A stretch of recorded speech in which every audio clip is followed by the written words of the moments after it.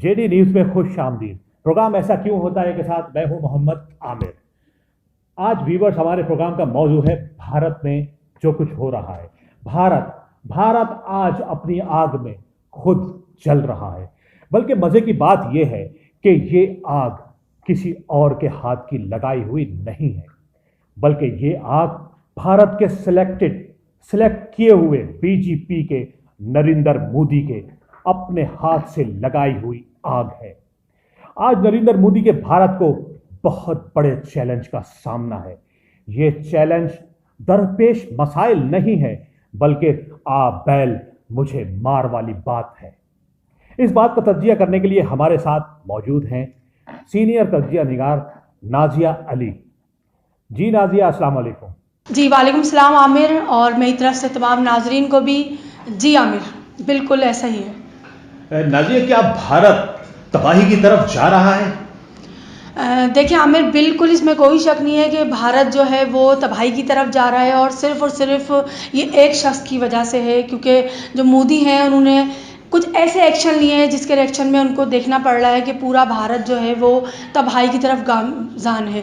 और इसकी सबसे बड़ी वजह यह है कि देखें, इस पार्टी ने आने के बाद कुछ अच्छे डिसीजन लिए होंगे, लेकिन कुछ ऐसे डिसीजन ले लिए हैं कि जिसकी वजह से उनसे अपनी आवाम जो है वो कंट्रोल नहीं हो रही है। और याद रखें, जब भी कोई रूलिंग हुकूमत में जो होती है, और वो कभी जब अपने इक़्तिदार को तूल देने के लिए जब वो आवाम के एहसास से, जज्बात से खेलती है, तो फिर उनको ऐसी चीज़ों का सामना होता है। और मोदी इस बात में सबसे आगे नजर आ रहा है मुझे। जी बिल्कुल ऐसा ही है। अभी हम डिस्कस करेंगे, आप मुझसे सवाल पूछेंगे और मैं उनके जवाब दूंगी, तो आपको पता चलेगा कि मोदी के बहुत सारे ऐसे काम हैं जो भारत को बहुत पीछे की तरफ धकेल रहे हैं। जी नाजिया, ये बताइए कि CAB सिटीजनशिप अमेंडमेंट बिल, क्या ये हमारे नाज़रीन को बताएं कि ये क्या है?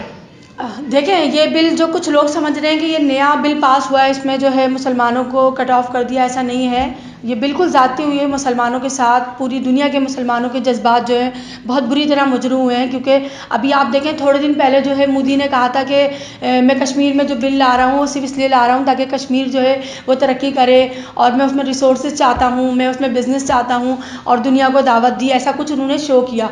बहुत जल्दी उन्होंने इस बिल को पास करके दोबारा अमेंडमेंट करके ये बता दिया कि उनके चेहरे पे जो है होल चढ़ा हुआ है, क्योंकि देखें वहाँ कश्मीर में सब जानते हैं मेजॉरिटी जो है वो मुसलमानों की है।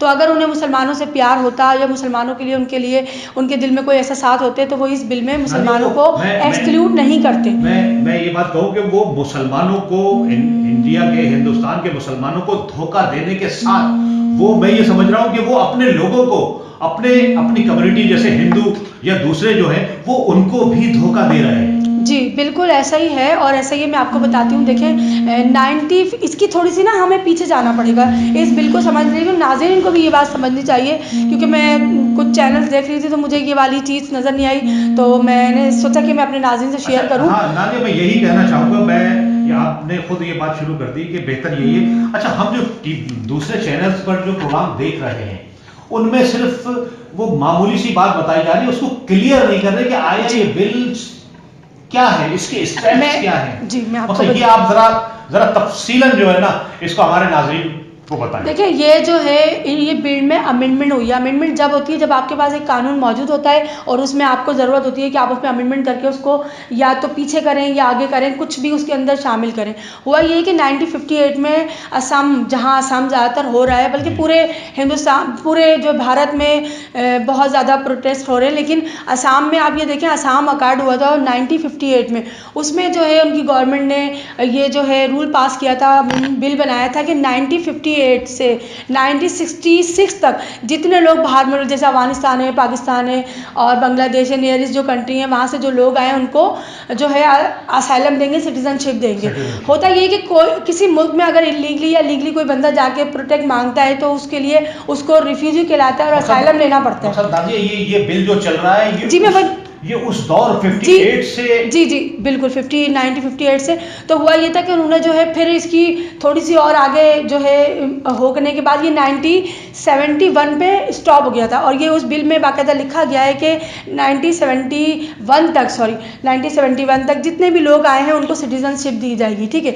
अब इस बिल में क्या किया है मोदी ने और मोदी की पार्टी ने, इसमें काफ़ी मामला आते हैं। देखिए इसमें सिर्फ मुसलमानों के दिल को तकलीफ़ नहीं पहुंचाई गई है, बल्कि अपने मुल्क के लोग, अपने अवाम के साथ उन्होंने बड़ी ज़्यादती की है। क्योंकि यहाँ पर जो है उन्होंने ये बिल पास करने के साथ इसको एक्सटेंड कर दिया। जो 1971 तक सिटीजनशिप इनको देनी थी वो उन्होंने बढ़ा के 2014 कर दिया। बिल्कुल वो 71 से उठा के 90 से एक्सटेंड कर दिया।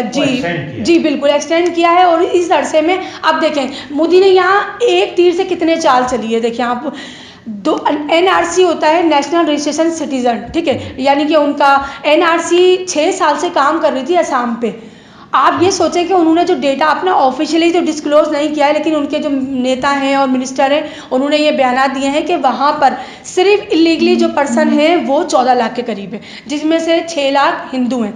तो आप ये सोचें कि जो 6 लाख हिंदू हैं और 19 लाख के करीब जो लोग हैं उनको जब ये सिटीजनशिप मिलती है, समझ लें आप मुसलमानों को हटा दें, ठीक है। ये मुसलमानों के साथ बहुत बुरा हुआ है और मैं खुद भी इसकी बहुत मजम्मत करती हूँ। लेकिन बाकी जो बंदे हैं वो तो मोदी के वोट बैंक हो गए, ठीक है।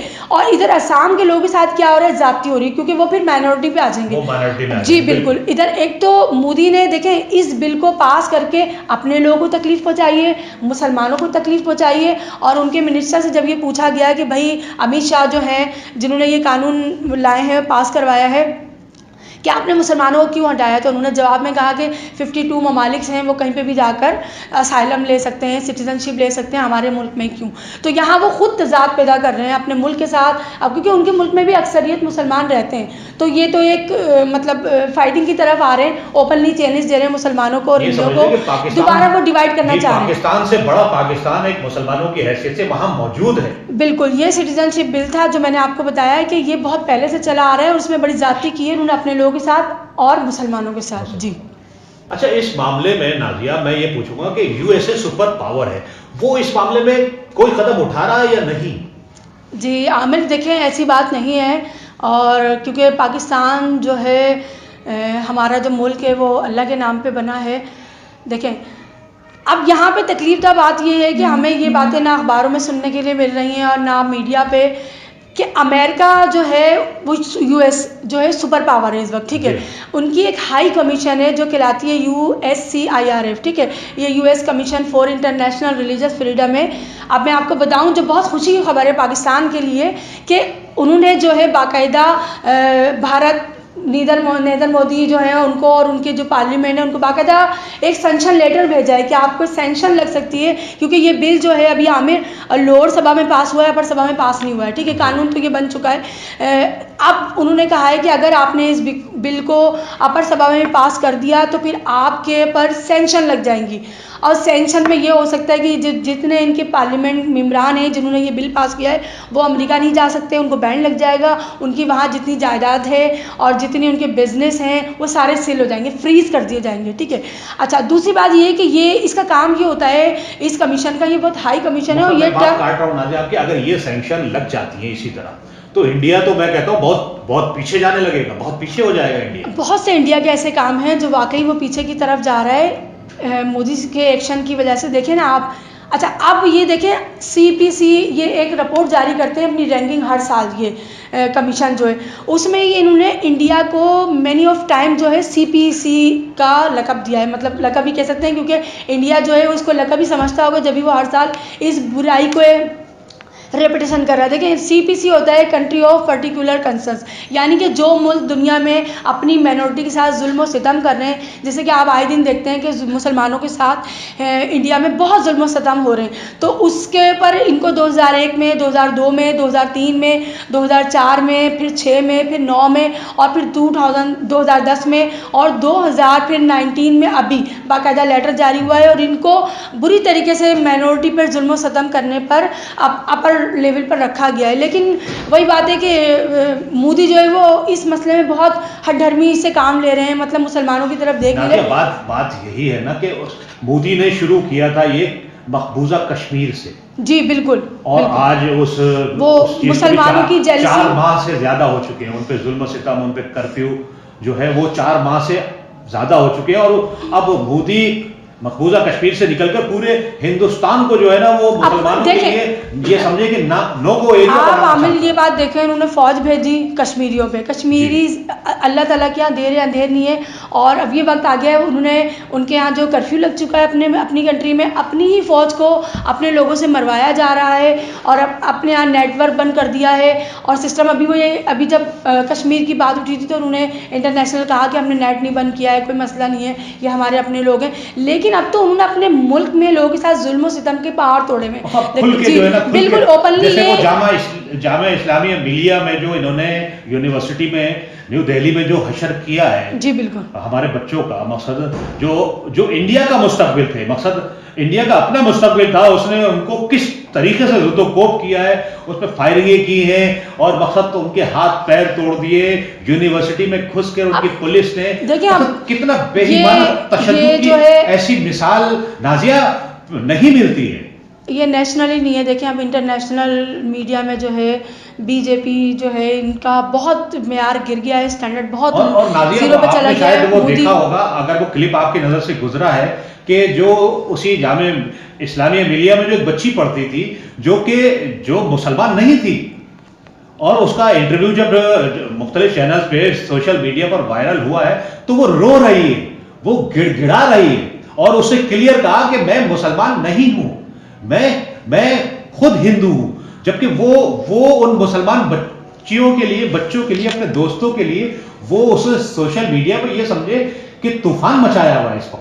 हाँ आमिर, मैं आपसे कहूँगी कि आप ना कोई एक दिन प्रोग्राम जो है आरएसएस पे रखें, तो फिर मैं आपको ये क्लियर बताऊंगी कि इनका एजेंडा क्या है, इनकी शाखाएं होती हैं। और 95 में जो है क्या कहते हैं आरएसएस के में जो है बाकायदा इंडियन आर्मी के बहुत सारे ऑफिसर रिटायर होकर शामिल हुए थे। ये एक प्लानिंग के साथ चल रहे हैं और इन्होंने दुनिया से जो है मुसलमानों से फाइट करनी है। और उस नफरत की इंतहा इनकी इतनी बढ़ चुकी है कि वो जो आपने बात शुरू में बहुत अच्छी की थी, अपनी ही आग में जल रहे हैं। और हकीकत यही है कि जो आग दुनिया के लिए लगा रहे हैं, मुसलमानों के लिए लगा रहे हैं, वो अपनी आग में खुद जलते जा रहे हैं। आप देखिए उनके अपने लोग जो है वो इस वक्त आप अभी तो मोदी इलेक्शन जीत के सीट पर आए हैं और अभी ऐसा शुरू हो गया है कि इंडिया जो अपने आप को पूरी दुनिया में जो नुमाइश करता है वो एक सेकुलर के हिसाब से जो है ना वो अपने आप को दुनिया में पेश करता है, लेकिन अब नहीं रहा ना। आप देखें आप इंटरनेशनल मीडिया ये सवालात उठा रहा है, आप इंटरनेशनल मीडिया को देखें कि भाई आप तो बात तो मजहब की, आप मजहबी मुल्क तो नहीं है, आप तो मजहब को क्यों ला रहे हैं? फिर आप जब आप मजहबी काम कर रहे हैं, आपके मिनिस्टर ये बयान दे रहे हैं कि नहीं हम मुसलमानों को असाइलम नहीं दे सकते, उनको सिटीजनशिप नहीं दे सकते, तो आप शो करें कि आप अब रिलीजियस एक्टिविटीज़ में आ रहे हैं। तो ये तो है कि इनका इंटरनेशनल स्टैंडर्ड बहुत ज़्यादा जो है डाउन हो चुका है। अच्छा नाजिया, एक ये बताइए कि जापान के सदर का विजिट कैंसिल हुआ इंडिया में, ये इसके पीछे क्या बात है? देखें ये जो है सबसे पहले तो इनके जो स्पोक पर्सन है रवीश कुमार, उन्होंने क्लियर किया है कि हाँ ये पोस्टपोन हो गया है। अच्छा, ये पोस्टपोन होने की वजह ये है कि देखें ये फिर मैं कहूँगी कि मोदी का एक्शन टू रिएक्शन हो रहा है, कश्मीरियों की बददुआएं लग गई हैं मोदी को। देखें असम और उसके जो करीब एरियाज़ हैं उनमें जो है वो नॉर्थ ईस्ट कहलाता है, ठीक है। तो उसमें जापान के सदर आ रहे थे और वो आकर इन्वेस्टमेंट ला रहे थे। ये जो ऑफिशियल विजिट नहीं था, ये इन्वेस्टमेंट विजिट था। और जब किसी मुल्क से इन्वेस्टमेंट विजिट होता है तो उसको बहुत प्रोटोकॉल मिलता है, क्योंकि आपके मुल्क में इन्वेस्टमेंट आ रही होती है, खासकर उस जगह जहाँ पर आपके पास इन्वेस्टमेंट की कमी है। तो ना इस तरह 13,000 करोड़ का इनका नुकसान हो गया है। देखिए नुकसान परमानेंटली नजर आ रहा है कि हो गया। उसकी वजह ये देखिए आमिर, अब ये जो जापान के सदर आ रहे थे, ये इन्वेस्टमेंट ये सरकारी कंपनी से नहीं आ रही थी और ना गवर्नमेंट ऑफ जापान से आ रही थी। ये जो इन्वेस्टमेंट आ रही थी ये थ्रू प्राइवेट तो गवर्नमेंट के रही थी, लेकिन ये प्राइवेट कंपनी से आ रही थी, सीओ से, ठीक है। आप जानते हैं ये कैंसिल इस तरीके से हो गई और बहुत परेशान है वहाँ के माहिरीन और जो ब्यूरोक्रेसी है कि ये विजिट क्यों कैंसिल हो गया। देखिए एक बात तो ये है कि जब प्राइवेट इन्वेस्टर होता है तो जब वो इन्वेस्टमेंट करता है तो उसका सिर्फ एक रिवार्ड होता है कि मुझे इससे पैसा मिले। लेकिन जब गवर्नमेंट टू गवर्नमेंट इन्वेस्टमेंट होती है तो उनके बहुत से नज़रियात होते हैं, वो पॉलिटिकल इंटरनेशनल उसमें मतलब पॉलिटिक्स आती है, बहुत सारे मामला होते हैं। तो क्योंकि ये इन्वेस्टमेंट प्राइवेट थी, तो जब ये जापान के जो सदर हैं उनका जब विजिट कैंसिल हुआ है, अब मतलब आगे बढ़ा है, तो वो इन्वेस्टर अपने आपस में जो है वो परेशान हो गए कि हम एक ऐसी जगह इन्वेस्टमेंट क्यों करें जहाँ की लॉ एंड ऑर्डर सिचुएशन जो है बहुत ख़राब है।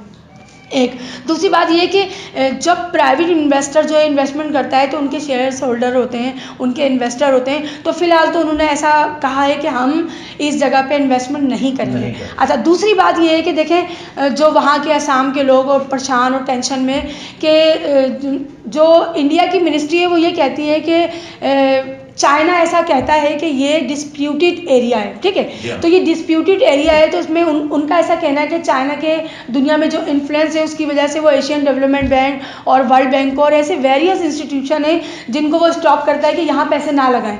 तो यहाँ पे पैसे लगने के लिए बहुत बड़ी अपॉर्चुनिटी थी जो मोदी के इस अमेंडमेंट बिल की वजह से कैंसिल हो गई और 13,000 करोड़ का समझ लें भारत को नुकसान हो गया है जी। तो नाज़िया ये इन्वेस्टमेंट दोबारा भी हो सकती है? नहीं, मैंने आपको बताया ना कि ये गवर्नमेंट टू गवर्नमेंट नहीं हो रही थी, ये प्राइवेट कॉन्ट्रैक्टर्स कर रहे थे। प्राइवेट जो कंपनीज होती हैं उनके सीईओ के साथ शेयर्स होल्डर और इन्वेस्टर होते हैं, तो वो फिर नहीं लगाएंगे ना। मुझे इस पर ये बताइए कि ये पासपोर्ट का चक्कर क्या है? हाँ, ये देखें, ये बहुत आपने ज़बरदस्त बात पूछी है। देखें, मोदी ना वो हो जाता है ना, हविस हो जाती है इक़्तिदार की कि आप हविस में जो है भूल जाते हैं कि मैं एक चाय वाला जब वजीर आला बन जाए और फिर वजीर आजम बन जाए तो उसकी कुछ यही कंडीशन होगी। देखिए, चाय वाले की हम मिसाल बेशक आप बिल्कुल ठीक कह रहे हैं, लेकिन हमारे पास हिस्ट्री अगर हम तारीख पढ़ें तो बहुत अच्छे अच्छे लोग मौजूद हैं जो बहुत नीचे से ऊपर की तरफ गए और उन्होंने अपने मुल्क के लोगों के लिए कुछ किया, अच्छे काम किए। लेकिन मोदी जो है ना, वो हमें ऐसा नज़र आता है, ये मैं एज अ पाकिस्तानी नहीं कह रही, क्योंकि पाकिस्तान की कभी ख्वाहिश नहीं रही है कि किसी मुल्क को धब्बा लगाए या किसी मुल्क से फ़ाइट करे या इल्ज़ामबाजी करे। हम इससे बहुत दूर रहते। हम जो डिस्कशन कर रहे हैं ये मोदी के अपने करतूत हैं जो हम ला रहे हैं। आप ये देखें कि पासपोर्ट पे अभी ICAO जो है, इंटरनेशनल सिविल एविएशन ऑर्गेनाइजेशन है, उन्होंने जो है 2019 में एक हिंदी पासपोर्ट इंडेक्स जारी किया है कि भाई हर मुल्क अपने पासपोर्ट पे जो है एक मतलब एक निशान ऐसा बनाए, एक ऐसा सिंबल दे जिसमें हमें पता चले कि जाली तो नहीं है या ओरिजिनल नहीं है।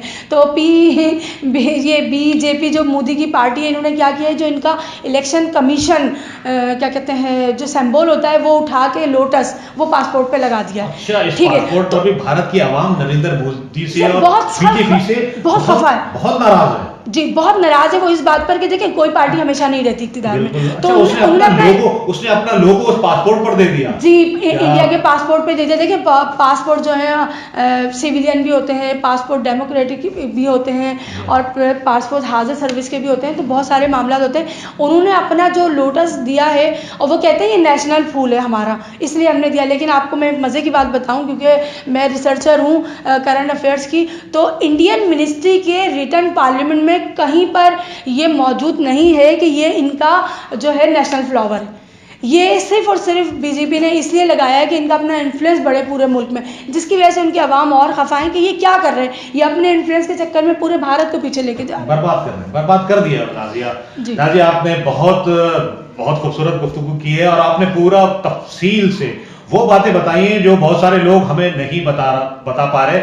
बहुत सारे तज्जिया निगार जो बैठकर बता रहे हैं वो सिर्फ यही एक बिल की बात करते हैं कि मुसलमानों के खिलाफ बिल, मुसलमानों के खिलाफ बिल, लेकिन आपने उसके एक एक पॉइंट को, एक एक नुक्ते को जो है ना आपने वाज़ेह किया है।